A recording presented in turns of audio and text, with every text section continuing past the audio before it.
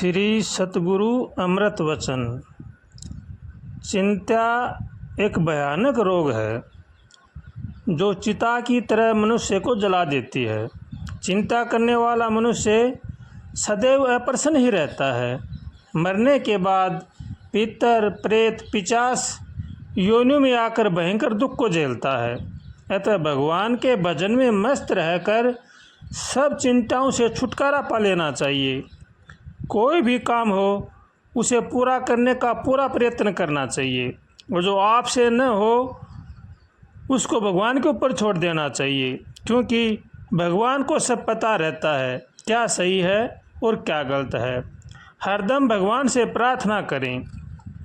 प्रार्थना एकदम भगवान के भजन में मगन हो जाओ, बस इसी में सार्थकता है। बिना भगवान के भजन के जीव का कोई भी साथी नहीं है।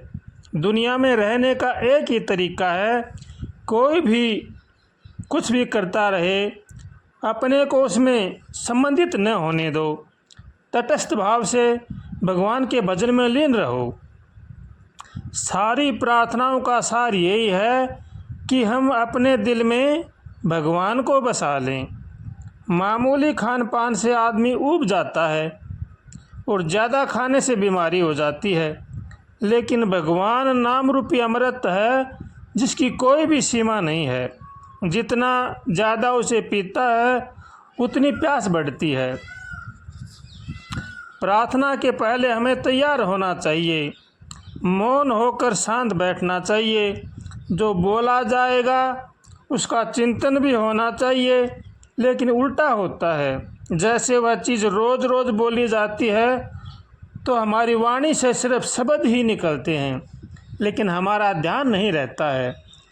हम सिर्फ मंत्र बोलते हैं, ये ऐसा नहीं होना चाहिए। मंत्र के साथ पूरा पूरा ध्यान भी होना चाहिए। गीता जी की बड़ी महिमा है। गीता जी में श्री कृष्ण भगवान कहते हैं, जो इस गीता को पढ़ते और सुनते हैं वे लोग मुझे अत्यंत प्रिय हैं। कछुआ जैसे अपने अंगों को समेट लेता है, वैसे ही यह मानव जब सब इंद्रियों को विषयों से समेट लेता है तथा उसी की बुद्धि स्थिर रहती है। मनुष्य जहाँ से ऊपर चढ़ता है उसे उसके प्रति सदैव आभार जताना चाहिए। जब वह उस स्थान को भूल जाता है तो उसका पतन निश्चित है। हमारा जो भला करता है, हमारा जो भला सोचता है, उसके बारे में कभी भी गलत विचार नहीं करने चाहिए। आध्यात्मिक मार्ग का मूल उद्देश्य है कि हमारे अंदर नम्रता आनी चाहिए, और जब इस गुण की ही कमी होगी तो इस मार्ग में चलना कठिन है। हम सबको भगवान का अंश समझना चाहिए। किसी का अपमान न करें, किसी से घृणा न करें। ईर्ष्या, घृणा और राग द्वेष ये हमारे महान शत्रु हैं। इनको हमें अंदर से निकाल देना चाहिए। किसी का अपमान करना हमारा खुद का अपमान करना है। अरे मन दूसरा कौन है, सभी तो भगवान के रूप हैं। किसी से भी घृणा करने का अर्थ है भगवान से विमुख होना। अहंकार मनुष्य का सबसे बड़ा शत्रु है। जिस मनुष्य में इसका वास हो जाता है वह तो आगे बढ़ ही नहीं सकता। अहम भाव आने से मनुष्य किसी को समझता ही नहीं है। ऐसा होने पर उसे फिर कौन समझेगा। लघुता ते प्रभुता बढ़े और प्रभुता ते प्रभु दूर, और चिट्टी मिश्री खात है हाथी चाटत धूर। अरे मन, मनुष्य शरीर पाकर मनुष्य देवताओं को भी बस में कर सकता है। साधारण मनुष्य की तो बात ही क्या है।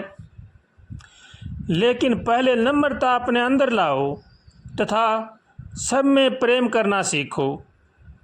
सबके साथ प्रेम करो। प्रत्येक काम गुरुजन, माता पिता तथा बड़ों की आज्ञा अनुसार करना चाहिए। उससे प्रत्येक कार्य में सफलता मिलेगी। बड़े मनुष्य कहें उसी के अनुसार काम करना चाहिए।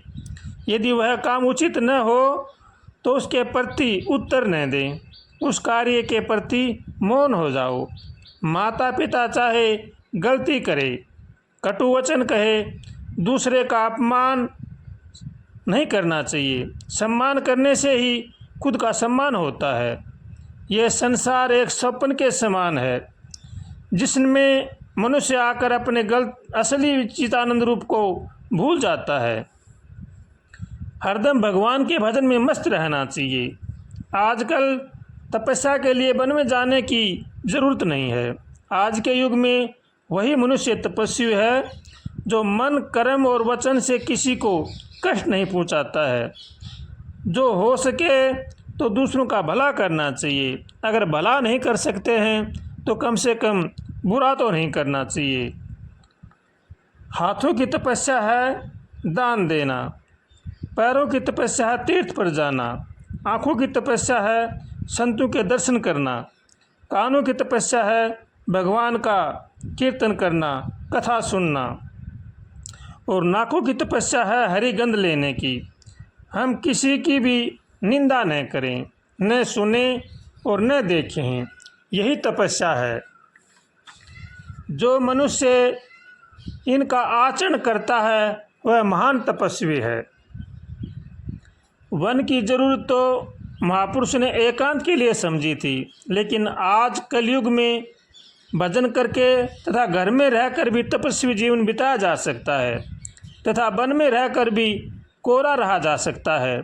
संसार में रहना गुनाह नहीं है। संसार में तेरे मेरे की भावना ही दुख देती है। जब मनुष्य के निजी संबंध में गड़बड़ होती है तो वह रोता चिल्लाता है, लेकिन गांव में गड़बड़ होती है तो कहता कि ये एक दिन सबको जाना है। अरे दूसरा कौन है, सभी तो भगवान के अंश हैं। सभी को भगवान का अंश समझ करके उनका आदर करना चाहिए, अपने माता पिता की सेवा करना चाहिए। यही मनुष्य का सबसे बड़ा धर्म है।